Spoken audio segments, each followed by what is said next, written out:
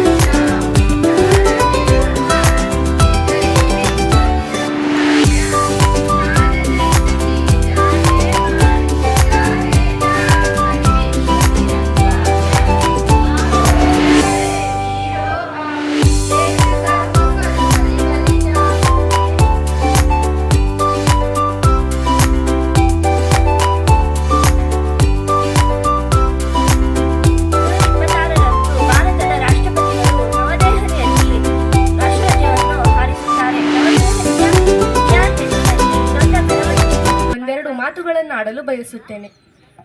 ಎಲ್ಲರಿಗೂ ಗಣರಾಜ್ಯೋತ್ಸವದ ಹಾರ್ದಿಕ ಶುಭಾಶಯಗಳು. ಜನವರಿ 26ರಂದು ಬರುವ ಗಣರಾಜ್ಯೋತ್ಸವದ ವಾರ್ಷಿಕ ಆಚರಣೆಯು ಭಾರತದಲ್ಲಿ ಪ್ರಮುಖ ಆಚರಣೆಯಾಗಿದೆ.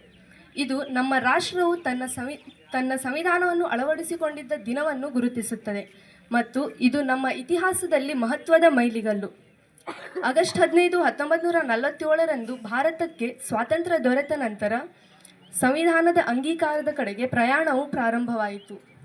ಒಂದು ಸಮಿತಿಯನ್ನು ಸ್ಥಾಪಿಸಲಾಯಿತು ಮತ್ತು ಆಗಸ್ಟ್ 29, 1947ರಂದು ದೇಶಕ್ಕೆ ಹೊಸ ಸಂವಿಧಾನವನ್ನು ಬರೆಯುವ ಕಾರ್ಯದೊಂದಿಗೆ ಸಂವಿಧಾನ ಸಭೆಯನ್ನು ಕರೆಯಲಾಯಿತು.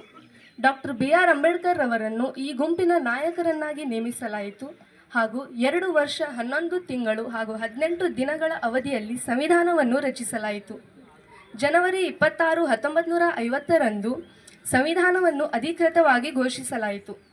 1930ರಲ್ಲಿ ಪೂರ್ಣ ಸ್ವರಾಜ್ ಘೋಷಣೆ ಆದ ದಿನ ಹಾಗೂ ಜವಾಹರಲಾಲ್ ನೆಹರು ಅವರು ಭಾರತೀಯ ರಾಷ್ಟ್ರೀಯ ಕಾಂಗ್ರೆಸ್ನ ನಾಯಕರಾಗಿ ಆಯ್ಕೆಯಾದ ದಿನವಾಗಿದ್ದರಿಂದ ಈ ದಿನಕ್ಕೆ ವಿಶೇಷವಾದ ಮಹತ್ವವಿದೆ. ಸಂವಿಧಾನದ ತತ್ವಗಳನ್ನು ಮತ್ತು ಮೌಲ್ಯಗಳನ್ನು ಎತ್ತಿ ಹಿಡಿಯಲು ಪ್ರತಿಜ್ಞೆ ಮಾಡೋಣ ಎಂದು ಹೇಳುತ್ತಾ ನನ್ನ 2 ಮಾತುಗಳನ್ನು ಮುಗಿಸಿ ಈ ಒಂದು ಸಭಾ ಕಾರ್ಯಕ್ರಮ 1947 ಆಗಸ್ಟ್ 15ರಂದು ನಾವು ಸ್ವಾತಂತ್ರ್ಯವನ್ನ ಗಳಿಸಿ ಸ್ವಾತಂತ್ರ್ಯೋತ್ಸವವನ್ನು ಆಚರಣೆ ಮಾಡ್ತೇವೆ. ಸ್ವತಂತ್ರ ಬಂದ ನಂತರ ನಾವು ಹೇಗೆ ಬದುಕಬೇಕು, ನಮ್ಮ ವ್ಯವಸ್ಥೆ ಹೇಗಿರಬೇಕು ಅನ್ನೋದ್ರ ಬಗ್ಗೆ 1946ರಲ್ಲಿಯೇ ಒಂದು ಸಮಿತಿ ರಚನೆಯಾಗಿತ್ತು. ಆ ಸಮಿತಿ ನಾವು ಪ್ರತಿನಿತ್ಯ ಏನು ಸಂವಿಧಾನದ ಪೀಠಿಕೆಯನ್ನು ಓದ್ತೇವೆಯೋ ಆ ಸಂವಿಧಾನದ ಪೀಠಿಕೆಯಲ್ಲಿ ಹೇಳಲ್ಪಟ್ಟಿರುವಂತೆ 1949 ನವೆಂಬರ್ 26ರಂದು ಸಂವಿಧಾನ ರಚನಾ ಸಮಿತಿ ಸಭೆಯಲ್ಲಿ ಆ ಸಂವಿಧಾನವನ್ನು ಅಂಗೀಕರಿಸಲ್ಪಟ್ಟಿರ್ತಕ್ಕಂತಹ ಸಂವಿಧಾನವನ್ನು ಜನವರಿ 26 ಇವತ್ತು ಅಂದರೆ 1950 ಜನವರಿ 26ರಂದು ಅದನ್ನು ವಿದ್ಯುಕ್ತವಾಗಿ ಭಾರತದಾದ್ಯಂತ ಜಾರಿಗೊಳಿಸಲಾಯಿತು. ಹೀಗೆ ಜಾರಿಗೊಳಿಸಿರ್ತಕ್ಕಂತಹ ಸಂವಿಧಾನದ ದಿನ ಗಣತಂತ್ರ ದಿನವನ್ನಾಗಿ ಆಚರಣೆ ಮಾಡ್ತೇವೆ. ಅಧ್ಯಾಯ ಆರಂಭವಾದಂಥ ದಿನ. ಯಾಕೆಂದರೆ 1947 ಆಗಸ್ಟ್ 15ಕ್ಕೆ ನಮಗೆ ಸ್ವಾತಂತ್ರ್ಯ ದೊರೆಯಿತು. ತದನಂತರ ಈ ದೇಶವನ್ನು ಪ್ರಜಾಪ್ರಭುತ್ವ ರಾಷ್ಟ್ರ ಅಂತ ಘೋಷಿಸಿದ ತರುವಾಯ ಈ ಒಂದು ದೀರ್ಘವಾದ ಅವಧಿಯಲ್ಲಿ ಜಗತ್ತಿನ ಅತಿದೊಡ್ಡ ಪ್ರಜಾಪ್ರಭುತ್ವ ದೇಶಕ್ಕೆ ಜಗತ್ತಿನ ಅತಿದೊಡ್ಡ ಲಿಖಿತ ಸಂವಿಧಾನವನ್ನು ರಚಿಸಿಕೊಟ್ಟಂಥ ಕೀರ್ತಿ ಡಾಕ್ಟರ್ BR ಅಂಬೇಡ್ಕರ್ ಮತ್ತು ಅವರ ತಂಡಕ್ಕೆ ಸಲ್ತದೆ. ಹಾಗೆ ಈ ಒಂದು ಸಂವಿಧಾನ ರಚನಾ ಸಭೆಯಲ್ಲಿ ದೇಶದ ನಾನಾ ಮೂಲೆಗಳಿಂದ ಹಲವಾರು ಜನ ಪಾಲ್ಗೊಂಡಿದ್ದರು. ಮುಖ್ಯ ಪಾತ್ರವನ್ನು ಡಾಕ್ಟರ್ BR ಅಂಬೇಡ್ಕರ್ ಅವರು ವಹಿಸಿದ್ದರಿಂದ ಅವರನ್ನು ಭಾರತದ ಸಂವಿಧಾನ ಶಿಲ್ಪಿ ಅಂತ ಕರೀತಾರೆ. ಹಾಗಾಗಿ ಈ ದಿನ ನಾವು ಅವರನ್ನು ಖಂಡಿತ ಸ್ಮರಿಸಿಕೊಳ್ಳಲೇಬೇಕು.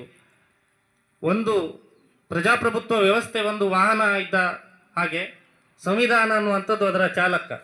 ಹಾಗಾಗಿ ಆ ಒಂದು ಸಂವಿಧಾನವನ್ನು ರಚಿಸಿಕೊಟ್ಟಂಥ ಡಾಕ್ಟರ್ BR ಅಂಬೇಡ್ಕರ್ ಮತ್ತು ಅವರ ತಂಡಕ್ಕೆ ದೇಶದ ನಾಗರಿಕರು ಯಾವಾಗಲೂ ಕೂಡ ಅವರನ್ನು ಸ್ಮರಣೆ ಮಾಡಿಕೊಳ್ಳಲೇಬೇಕಾಗ್ತದೆ.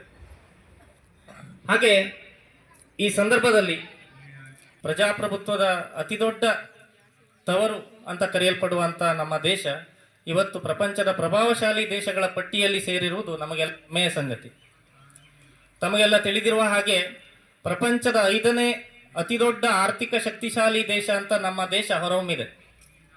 ಪ್ರಪಂಚದ ಶ್ರೀಮಂತ ದೇಶಗಳ ಸ್ಪರ್ಧೆಯನ್ನು ಎದುರಿಸಿ 5ನೇ ಆರ್ಥಿಕ ಪ್ರಭಾವಶಾಲಿ ದೇಶವಾಗಿ ಹೊರಹೊಮ್ಮಿರುವಂಥದ್ದು ನಮ್ಮೆಲ್ಲರಿಗೂ ಕೂಡ ಹೆಮ್ಮೆ ತರುವಂಥ ಸಂಗತಿ. ಹಾಗೆ ವಿಜ್ಞಾನ ತಂತ್ರಜ್ಞಾನ ಕ್ಷೇತ್ರದಲ್ಲೂ ಕೂಡ ಸಾಕಷ್ಟು ಪ್ರಗತಿಯನ್ನು ನಮ್ಮ ದೇಶ ಸಾಧಿಸ್ತಾ ಇದೆ. ಮೊದಲ ಪ್ರಯತ್ನದಲ್ಲೇ ಮಂಗಳಯಾನವನ್ನು ಯಶಸ್ವಿಯಾಗಿ ಮಾಡಿದೆ. ಮೊದಲ ಪ್ರಯತ್ನದಲ್ಲೇ ಚಂದ್ರನ ದಕ್ಷಿಣ ಧ್ರುವದ ಮೇಲೆ ಕಾಲಿರಿಸಿದಂಥ ಮೊದಲ ದೇಶ. ಕೆಲವೇ ದಿನಗಳ ಹಿಂದೆ ಒಂದು ಸುದ್ದಿ ಆಯಿತು, 2 ಅಂತರಿಕ್ಷದಲ್ಲಿ 2 ಉಪಗ್ರಹಗಳನ್ನು ಜೋಡಣೆ ಮಾಡುವಂಥ ಕೂಡ ನಮ್ಮ ಇಸ್ರೋ ಇನ್ನು ಮುಂದಿನ ದಿನಗಳಲ್ಲಿ ಭಾರತ ತನ್ನದೇ ಆದ ಸ್ವತಂತ್ರ ಅಂತರಿಕ್ಷ ನಿಲ್ದಾಣವನ್ನು ಸ್ಥಾಪನೆ ಗುರಿಯತ್ತ ತನ್ನ ದಾಪುಗಾಲನ್ನು ಇಟ್ಟಿದೆ. ಹಾಗೂ ನಮ್ಮೆಲ್ಲ ಸಹೋದ್ಯೋಗಿ ಬಂಧುಗಳು ಉಪಸ್ಥಿತರಿದ್ದು ಕಾರ್ಯಕ್ರಮವನ್ನು ಯಶಸ್ವಿಯಾಗಿ ಆಚರಿಸಿದ್ದಾರೆ. ಇವರಿಗೂ ಸಹ ಈ ಸಂದರ್ಭದಲ್ಲಿ ಧನ್ಯವಾದಗಳನ್ನು ಅರ್ಪಿಸ್ತಾ ಇದ್ದೇನೆ. ಶಾಲೆಯ ಹಿರಿಯ ಹಿಂದಿನ ವಿದ್ಯಾರ್ಥಿಗಳು